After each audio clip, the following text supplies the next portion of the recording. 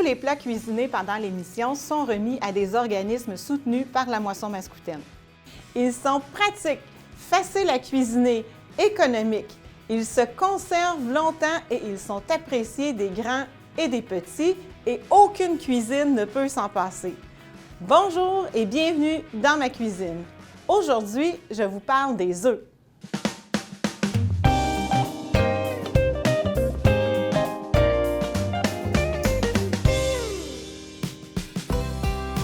Je vais commencer par vous faire une petite anatomie de l'œuf, parce qu'on pense qu'un œuf, c'est une coquille, un blanc, un jaune, that's it, that's all, mais ce n'est pas le cas. Tout d'abord, l'œuf, il y a la coquille, la première barrière, dans le fond, contre les bactéries.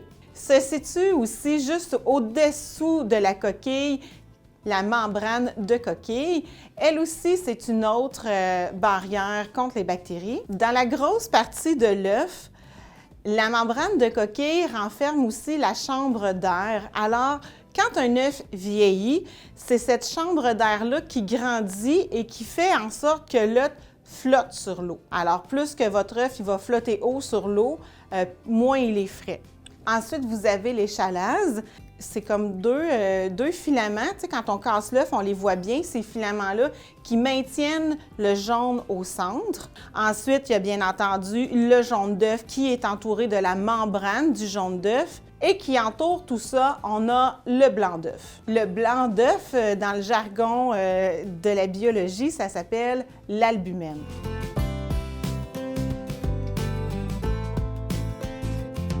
Aujourd'hui, j'ai choisi des recettes où est-ce que c'est la protéine de l'œuf qui est mise en valeur, donc pour que vous puissiez utiliser l'œuf comme un repas principal.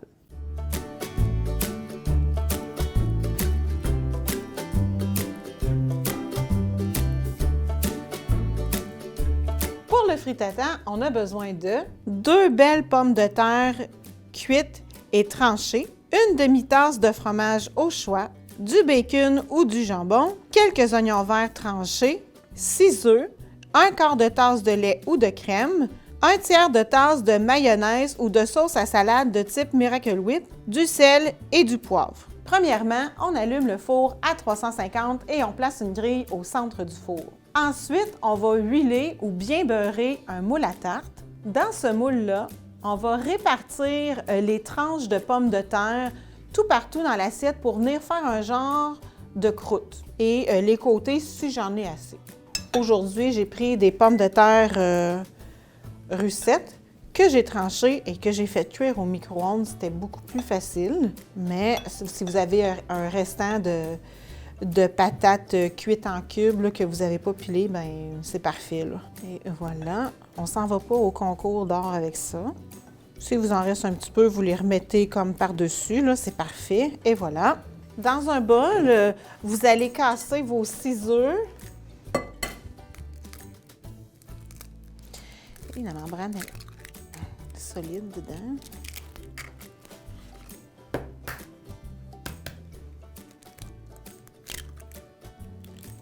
Alors, on va fouetter ça bien allègrement, puis on va ajouter tous les ingrédients ensuite dedans. Il y en a qui me demandent des fois s'ils trouvent un petit peu de sang dans le jaune, est-ce que c'est grave? Est-ce qu'on peut manger l'œuf quand même? Oui, vous pouvez le manger, l'œuf quand même. Ça peut arriver quand l'embryon se forme, qu'il y ait une petite veine qui éclate comme ça, mais c'est vraiment pas grave, là, c'est tout aussi bon. Il n'y a aucun danger. Je vais ajouter à ça. Moi, j'ai de la crème, mais si vous avez du lait à la maison ou du lait concentré, comme par exemple le lait de type carnation, ça fait le travail, c'est parfait. Je vais ajouter la mayo.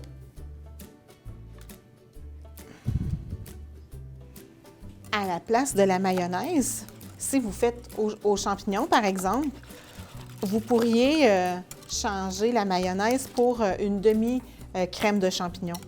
Ici, j'ai choisi de mettre du bacon dedans à la maison. Si vous ne voulez pas mettre du bacon ou vous ne voulez pas mettre de jambon, ça pourrait être du brocoli cuit, ça pourrait être des épinards qui sont tombés, ça pourrait être des asperges. Puis vous pouvez mélanger les plaisirs aussi, asperges, jambon. Ça fait le travail, c'est super bon. Et voilà, je vais mettre le restant.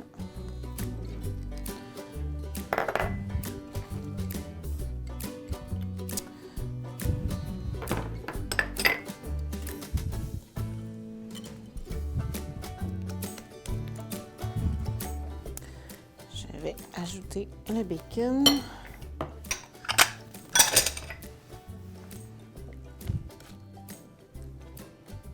Et j'envoie ça sur mes pommes de terre, ici.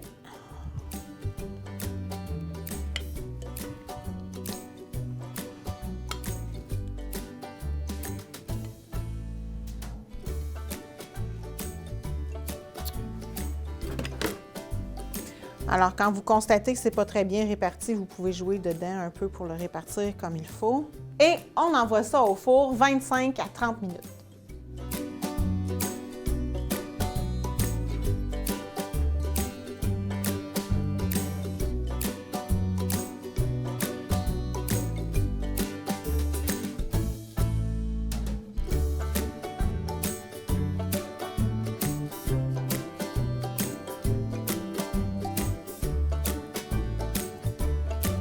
La valeur nutritive de l'œuf est vraiment impressionnante. Un gros œuf, ça contient environ 76 calories. Un gros œuf contient 6,5 g de protéines de la plus haute qualité. Les protéines contenues dans les œufs sont facilement absorbées par leur corps et leur pourcentage d'efficacité est de 93 %, ce qui surpasse tous les autres aliments en termes d'efficacité protéique. Les protéines de l'œuf sont considérées comme complètes puisqu'elles renferment les 9 acides aminés qui sont essentiels à l'alimentation, et ce, en proportion optimale. Il y a au total 20 acides aminés différents qui composent les chaînes de protéines, dont 9 pour les adultes et 10 pour les enfants, et c'est vraiment ces 9 là que le corps ne peut pas synthétiser que l'œuf contient. L'œuf a longtemps été considéré comme étant la protéine parfaite, justement à cause de ces acides aminés qui sont parfaits, mais aujourd'hui, on parle plus d'une référence, une protéine de référence, celle que l'on compare avec les autres protéines pour établir leur valeur, leur efficacité. 60 % des protéines de l'œuf sont contenues dans le blanc contre 40 dans le jaune. Les œufs ne contiennent aucun glucide. Ils contiennent à peu près 5 g de matière grasse et majoritairement des gras insaturés, donc des bons gras ayant des effets positifs sur la santé. La grande question avec ça, c'est le cholestérol. Des dizaines d'années de recherche confirment aujourd'hui que le cholestérol alimentaire, comme celui qui est retrouvé dans les œufs, a peu d'influence sur le taux de cholestérol sanguin chez la plupart des personnes en santé. Donc, les lignes directrices actuelles pour la prévention et la prise en charge des maladies du cœur et des AVC ne recommandent pas nécessairement de limiter la consommation des œufs, toujours bien entendu chez les personnes qui sont en bonne santé. L'œuf contient beaucoup d'éléments nutritifs, notamment le fer, la vitamine A, toutes les vitamines du groupe B. Il contient de la vitamine D, de la vitamine E, il contient du sélénium, du phosphore, du zinc. Les œufs aussi contiennent de la lutéine et de la zéaxanthine, deux antioxydants de la famille des caroténoïdes. Ils favorisent, dans le fond, une bonne vision et ça peut contribuer au risque de maladies oculaires liées à l'âge, comme par exemple les cataractes et la dégénérescence maculaire.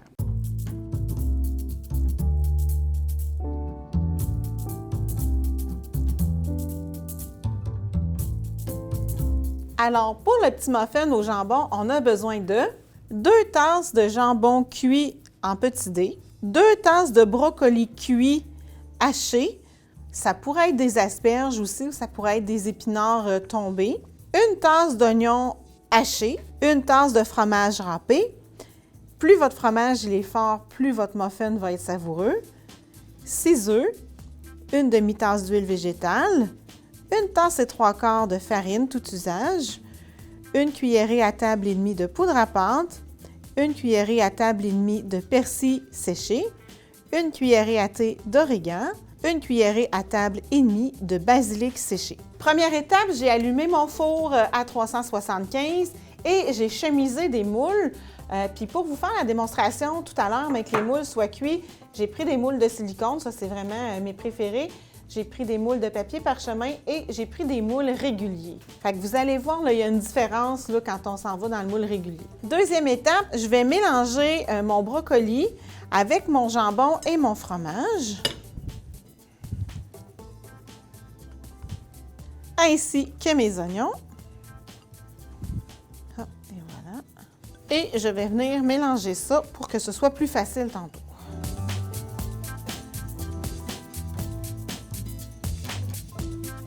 Dans un autre bol, on va mélanger les fines herbes et les ingrédients secs, à savoir la farine et la poudre à pâte. Dans mon plus grand bol, je vais casser mes œufs et bien les battre.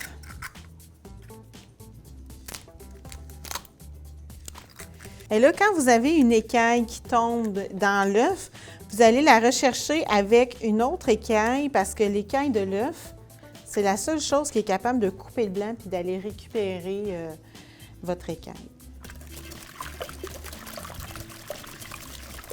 Je vais incorporer mon huile. Et ensuite, on va combiner ces deux parties-là ensemble, alors la farine et le mélange d'œufs, et on va mélanger ça pour que tout soit bien homogène. Là, vous allez voir, ça va être un peu épais. Bien sûr, si vous avez un batteur à main électrique, ça va super bien. Mais si vous n'en avez pas, l'opération se fait très bien au fouet aussi. Et à ce mélange-là, je vais incorporer mon mélange de viande et de légumes.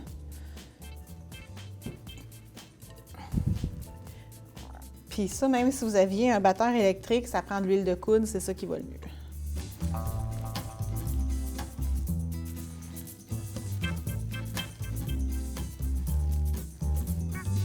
C'est comme s'il y avait plus de garniture que de pâte à gâteau et ça, c'est tout à fait normal. On va répartir la pâte dans des moules qui sont soit bien graissés ou qui sont chemisés de moules en silicone ou de moules en papier parchemin. Alors voilà, moi j'utilise une cuillère à crème glacée, mais ça pourrait être à la cuillère.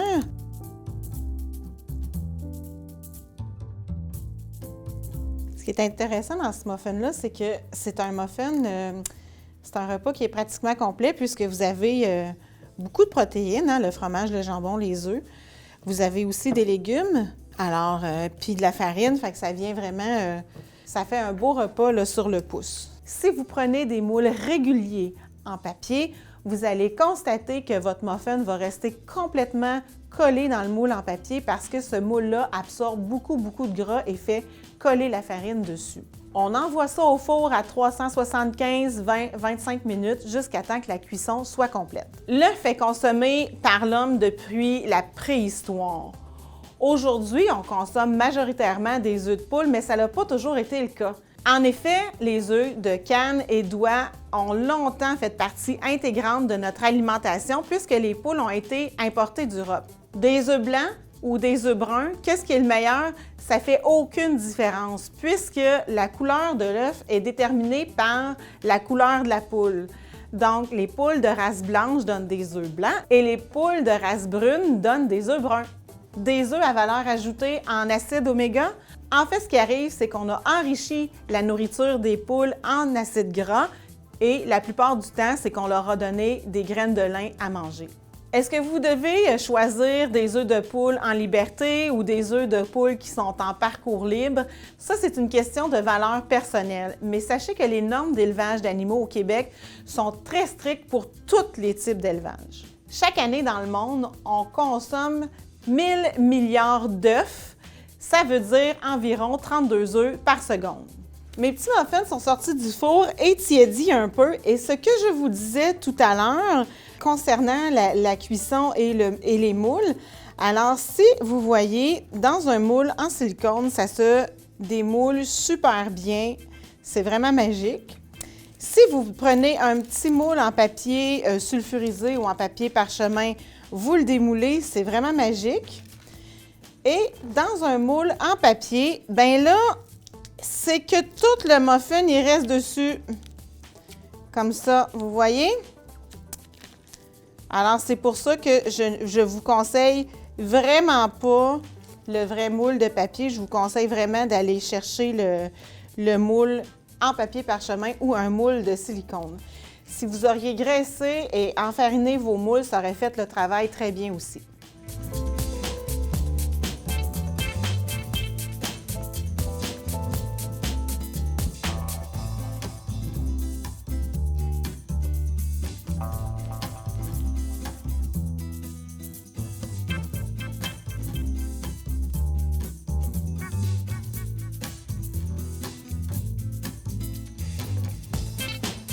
Est-ce qu'on peut manger des œufs crus? Bien, autrefois, on recommandait d'éviter de manger des œufs crus à cause de la possibilité d'une contamination à la salmonelle provenant, dans le fond, de la coquille de l'œuf. Santé Canada recommande encore aujourd'hui d'éviter les œufs crus ou qui sont mal cuits pour les gens qui sont immunosupprimés, pour les femmes enceintes, pour les personnes âgées et les jeunes enfants. Mais la Fédération des producteurs d'œufs du Québec affirme que les œufs ici au Québec sont propres à la consommation, même s'ils sont crus, parce qu'il y a des programmes sévères de contrôle de qualité et de salubrité ici au Québec qui permettent d'assurer aux consommateurs que les œufs sont sains et exempts de salmonelle. Personnellement, je suis d'avis que les mesures de salubrité d'aujourd'hui réduisent beaucoup le risque de contamination. Par contre, le risque n'est pas nul, jamais. C'est à vous de décider. Si vous décidez de manger des œufs crus, essayez le plus possible d'éviter le contact de la coquille et de l'œuf ensemble. Qu'en est-il des poulaillers urbains ou de petite taille dont les œufs sont vendus à la ferme?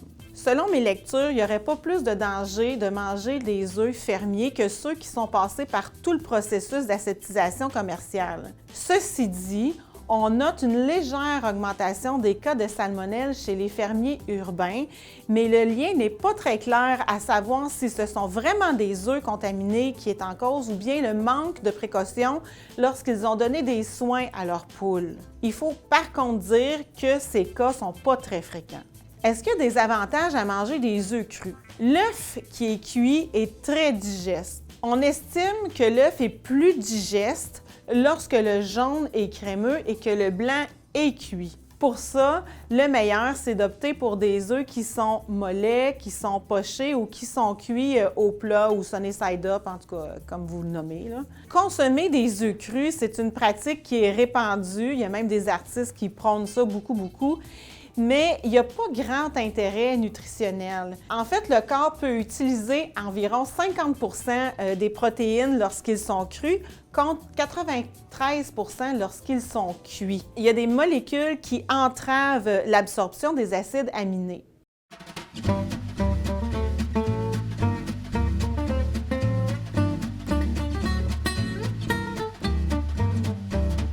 Pour les œufs pochés sur ratatouille grillée, la première chose qu'il faut faire, c'est de préchauffer notre four à 425 et de préparer une plaque à pâtisserie avec un papier parchemin ou une feuille de cuisson. Pour les œufs pochés sur ratatouille grillée, vous avez besoin de un petit peu d'huile d'olive, une cuillerée à table de vinaigre balsamique, un quart de cuillerée à thé de basilic séché, un quart de cuillerée à thé d'origan séché, un quart de cuillerée à thé de thym séché, du sel, une tête d'ail, une aubergine en dés, 8 champignons en quartier, une courgette en dés, un poivron jaune en dés, un oignon rouge en dés, 14 tomates cerises plus ou moins divisées en deux, 4 œufs, une demi-tasse de fromage feta émietté ou un autre fromage de votre choix et du poivre. Vous avez constaté que j'ai préparé tous mes ingrédients sauf mon aubergine qui est que lavée parce que l'aubergine noircit rapidement. Alors, c'est la raison pour laquelle je ne l'ai pas coupée encore et je vais le faire tout de suite.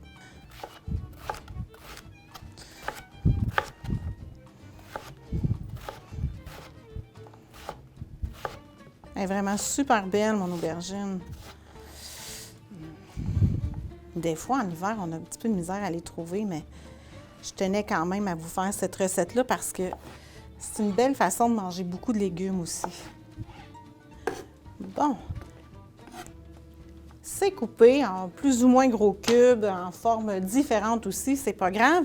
Dans un petit bol, on va mélanger l'huile et le vinaigre avec les fines herbes et le sel. Après ça, je prends une cuillère à soupe à peu près de ce mélange-là que j'envoie dans mon bol avec mon aubergine. Je vais mélanger mes aubergines avec mon huile pour bien les enrober. Qu'est-ce que j'ai en dessous de mon plat?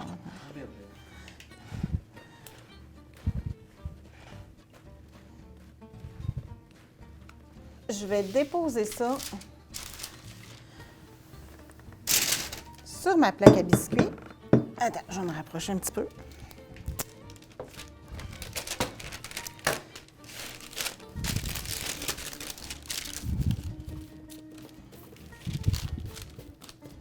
Ensuite, on va préparer notre ail. Alors, on fait juste comme couper la calotte de l'ail et on va défaire ça en gousses sans l'éplucher.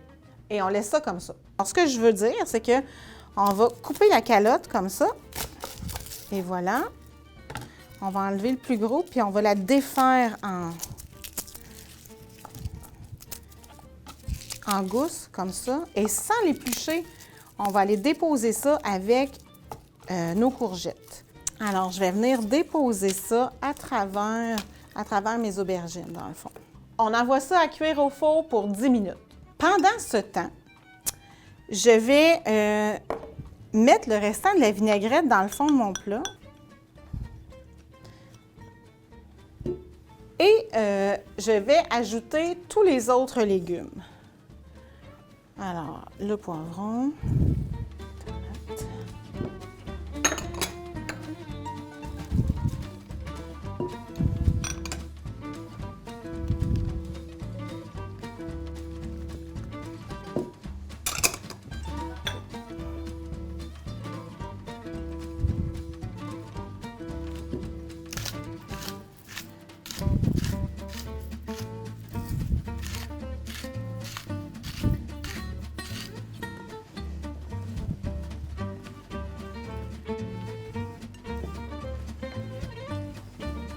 Au bout de 10 minutes, quand les aubergines sont partiellement cuites, on va retirer ça du four et on va ajouter tous les autres légumes par-dessus. On les répartit bien comme il faut et on retourne ça au four pour 25 minutes jusqu'à temps que les légumes soient bien dorés.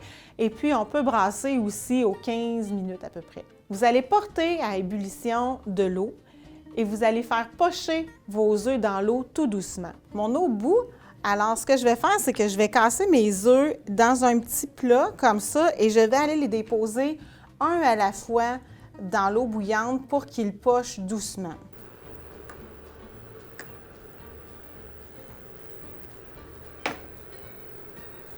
On évite que l'eau bouille à gros bouillon parce que sinon, ça va tout défaire les œufs.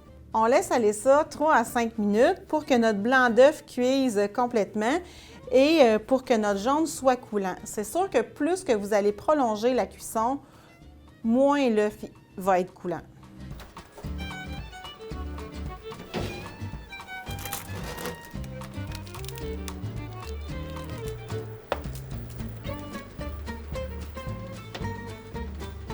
Ensuite, vous allez répartir la ratatouille dans 4 assiettes et vous allez tout doucement sortir votre œuf de l'eau et le déposer sur la ratatouille dans l'assiette.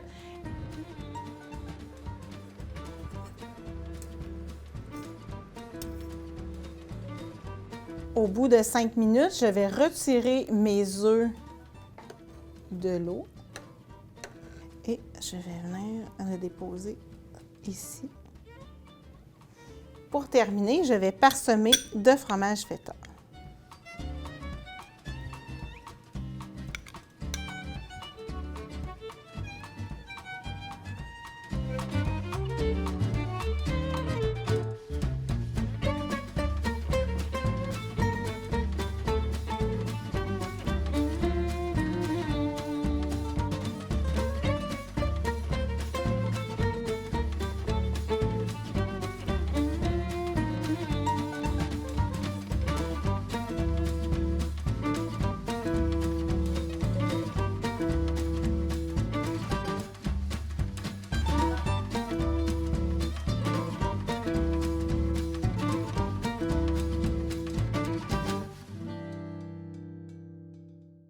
Merci d'avoir été avec moi encore cette semaine. Je vous invite à aller visiter le site de la Moisson Masquitaine où toutes les recettes y sont.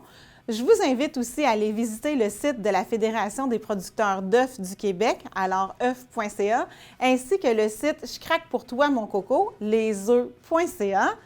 Et en attendant, je vous attends la semaine prochaine où on va continuer de parler des œufs.